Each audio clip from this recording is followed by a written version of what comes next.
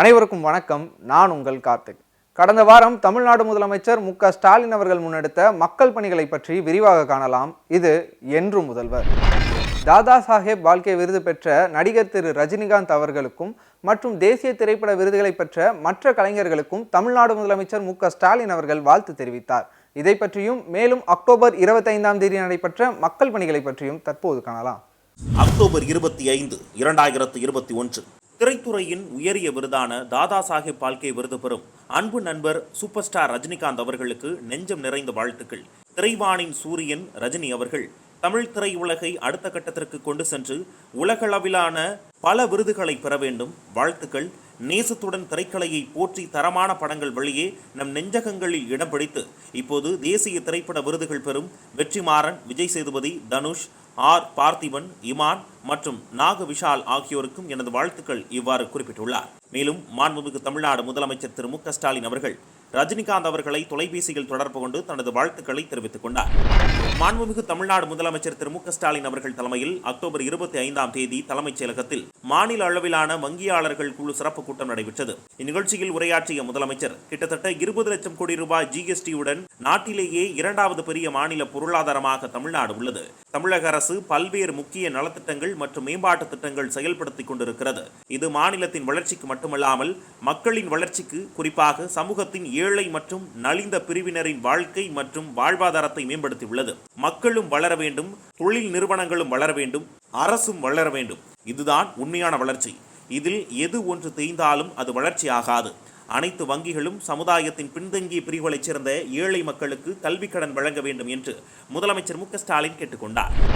மாண்புமிகு தமிழ்நாடு முதலமைச்சர் திரு மு.க.ஸ்டாலின் அவர்கள் அக்டோபர் 25ஆம் தேதி தமிழகத்தில் சமூக நலன் மற்றும் மகளிர் உரிமைத்துறையின் சார்பில் 11,36,20,000 ரூபாய் மதிப்பீட்டில் கட்டப்பட்டுள்ள 5 ஒருங்கிணைந்த சேவை மையங்கள், தஞ்சாவூரில் ஒரு அரசு பணிபுரியும் மகளிர் விடுதி, தஞ்சாவூர் அரசினர் குழந்தைகள் இல்ல வளாகத்தில் பல்நோக்கு கூடம், சென்னை அரசினர் கூர்நோக்கு இல்லம், சமூக பாதுகாப்புத்துறை இயக்குநரக அலுவலகம் மற்றும் ராயபுரம் அரசினர் குழந்தைகள் இல்ல வரவேற்பு பிரிவு ஆகியவற்றிற்கான கூடுதல் கட்டடங்கள் ஆகியவற்றை காணொலி காட்சி வாயிலாக திறந்து வைத்தார்.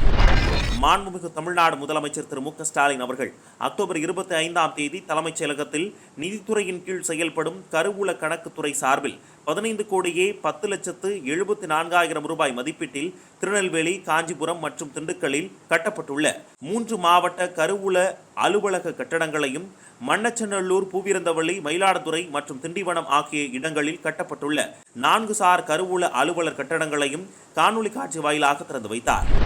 மாண்புமிகு தமிழ்நாடு முதலமைச்சர் திரு மு.க.ஸ்டாலின் அவர்கள் தலைமையில் அக்டோபர் 25ஆம் தேதி பொருளாதார ஆலோசனை குழு கூட்டம் காணொலி காட்சி வாயிலாக நடைபெற்றது. விளிம்பு நிலையில் உள்ளோரை தொடர்ந்து பாதுகாக்க வேண்டும், வளர்ச்சியையும் முதலீடுகளையும் மீட்டெடுக்க வேண்டும் என்பதே அரசின் முதன்மையான நோக்கம் என்று மாண்புமிகு தமிழ்நாடு முதலமைச்சர் மு.க.ஸ்டாலின் அவர்கள் உரையாற்றினார்.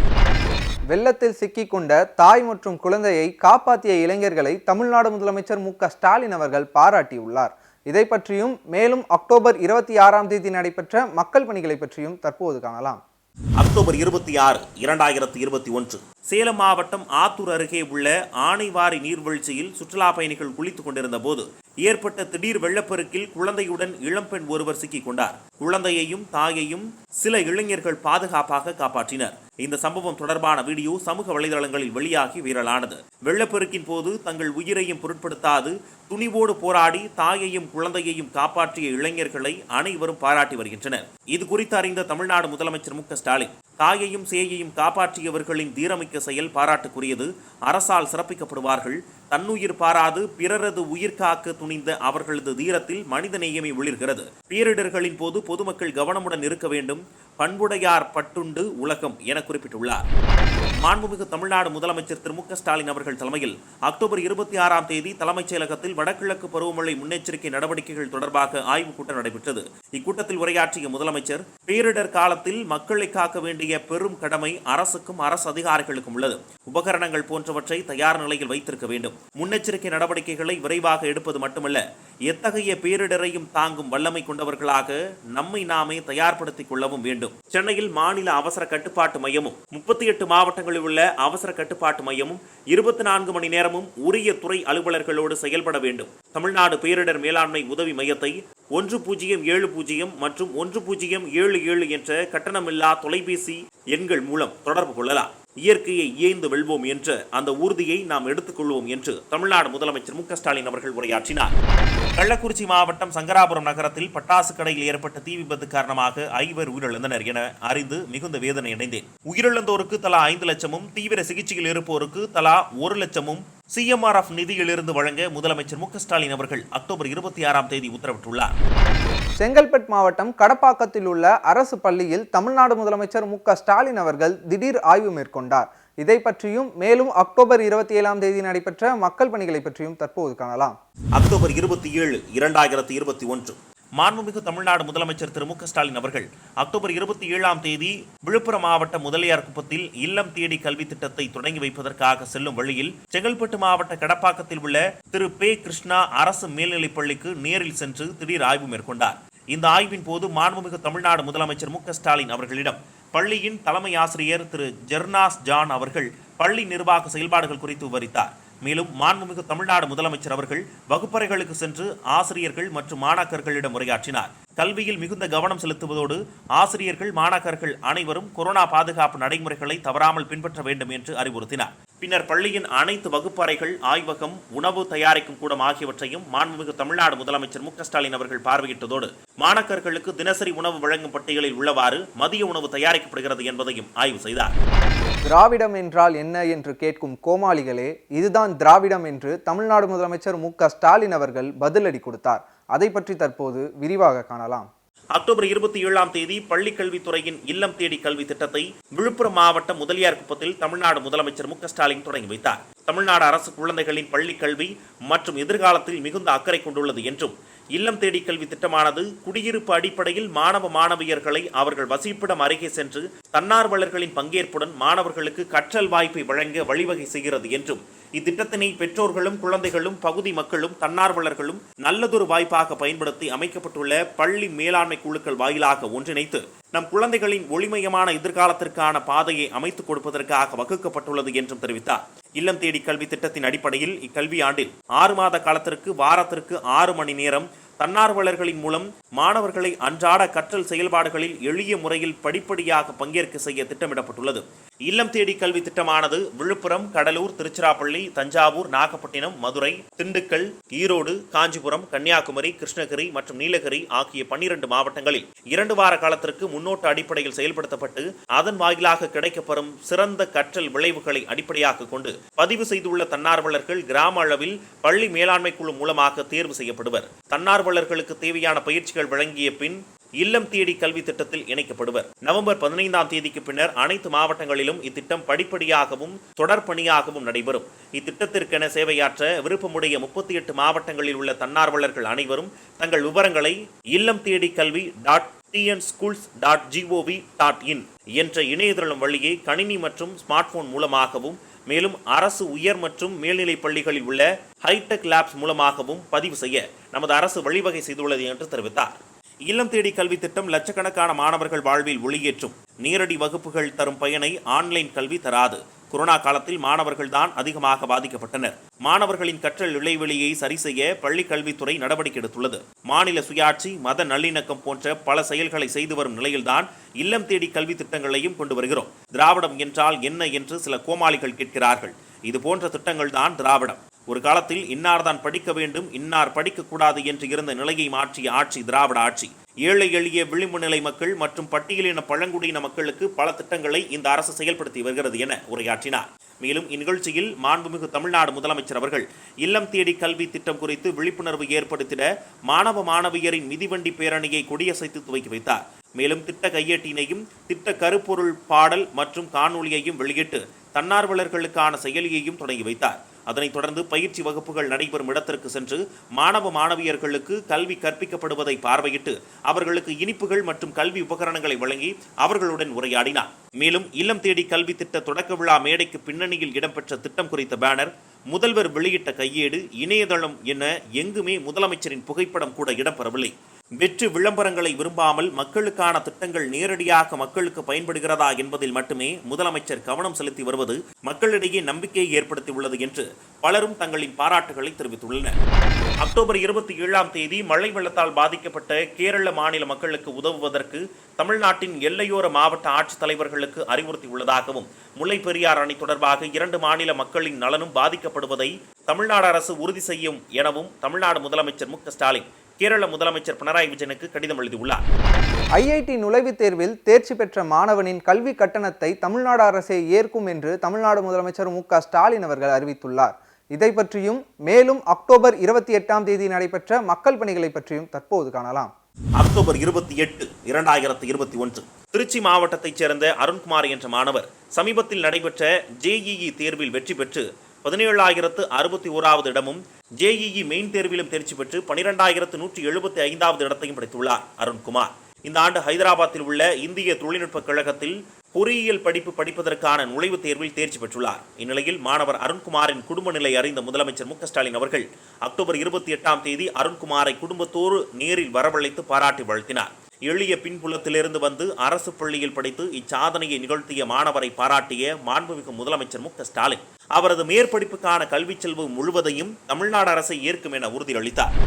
அக்டோபர் 28ஆம் தேதி சிறுபான்மை சமூகத்தினருக்கான சிறப்பு திட்டங்கள் மற்றும் தொடர்புடைய தகவல்கள் அடங்கிய கையேட்டினை முதலமைச்சர் மு.க.ஸ்டாலின் அவர்கள் வெளியிட்டார்.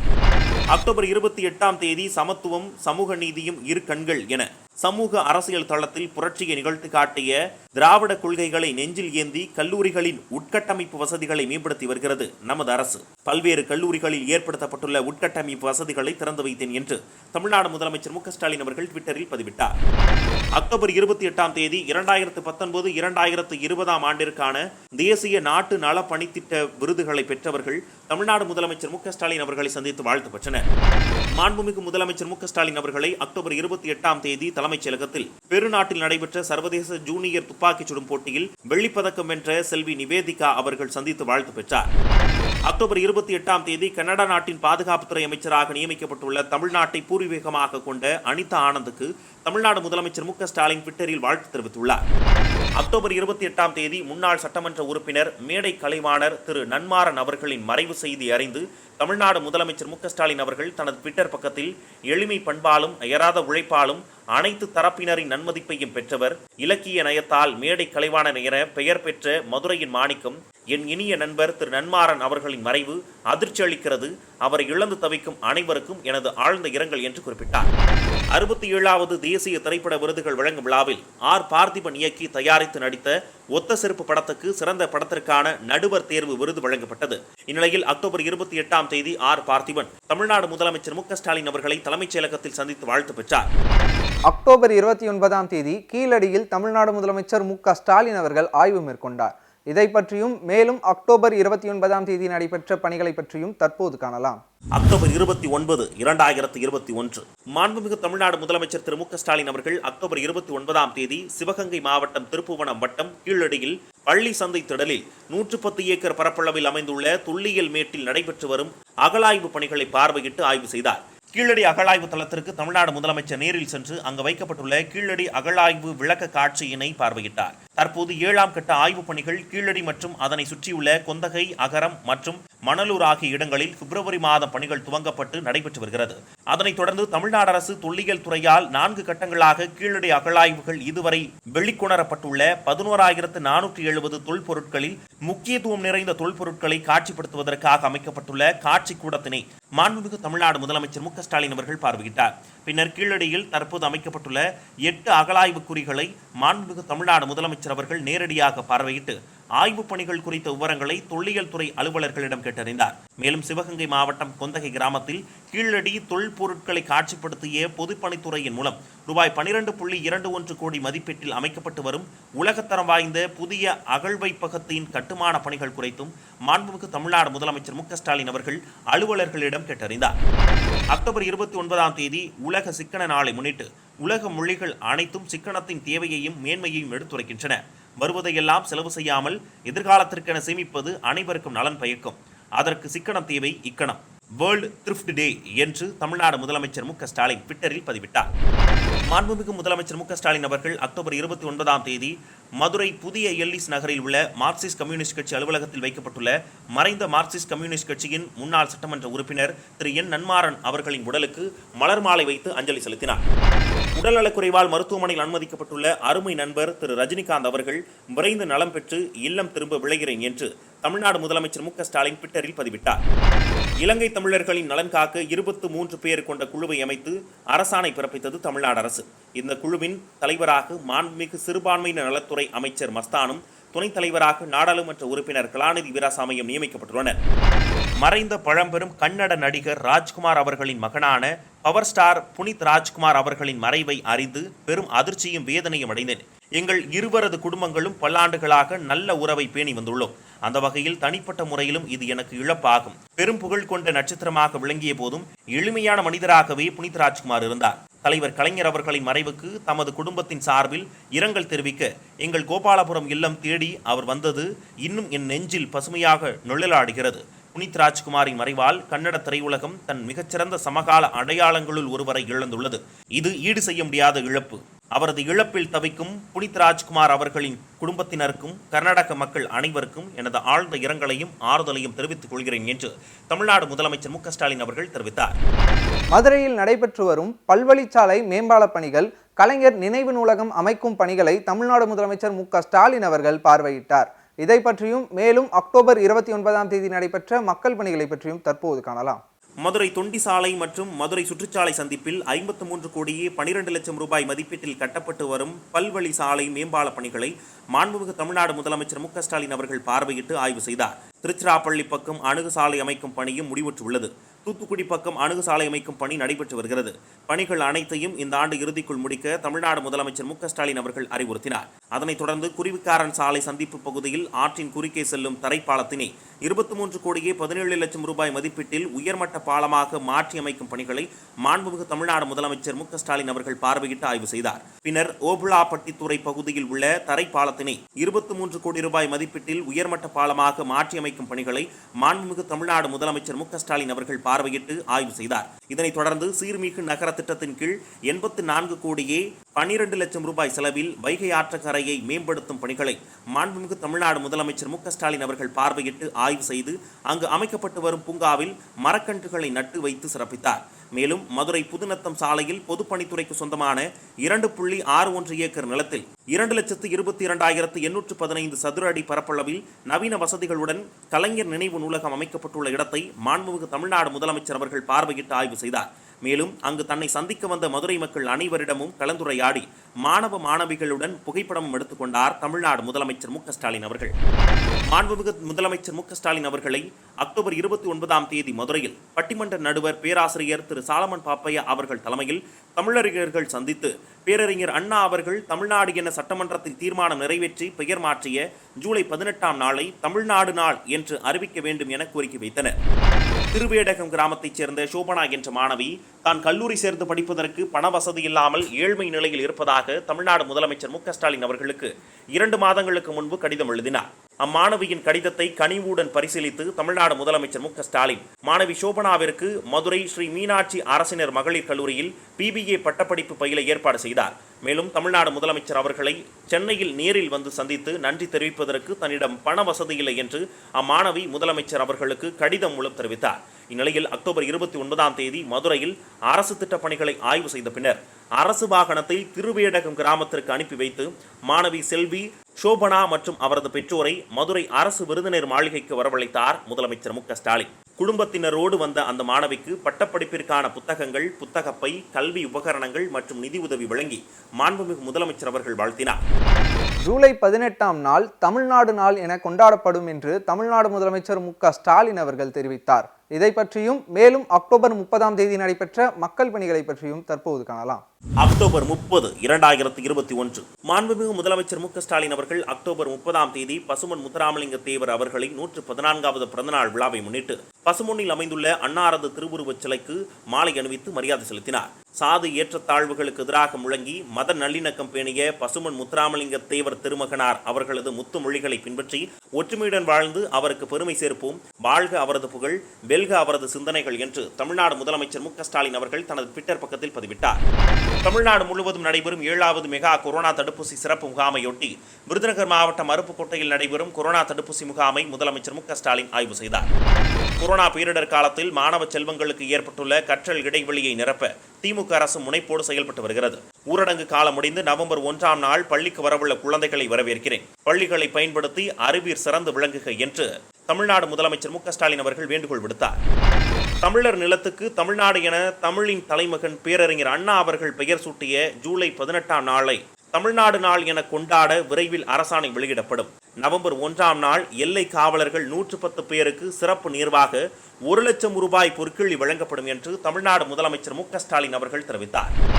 அக்டோபர் 31, 2021 அக்டோபர் 31ஆம் தேதி மருத்துவமனையில் சிகிச்சை பெற்று வரும் நடிகர் திரு ரஜினிகாந்த் அவர்களை தமிழ்நாடு முதலமைச்சர் மு.க.ஸ்டாலின் அவர்கள் நேரில் சென்று நலம் விசாரித்தார்.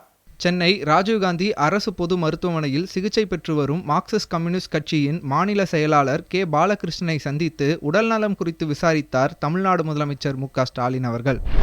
தமிழ்நாடு முதலமைச்சர் மு.க.ஸ்டாலின் அவர்கள் முன்னெடுக்கும் மக்கள் பணிகளை அடுத்த வாரமும் என்று முதல்வர் நிகழ்ச்சியில் காணலாம். மீண்டும் சந்திப்போம். நன்றி, வணக்கம்.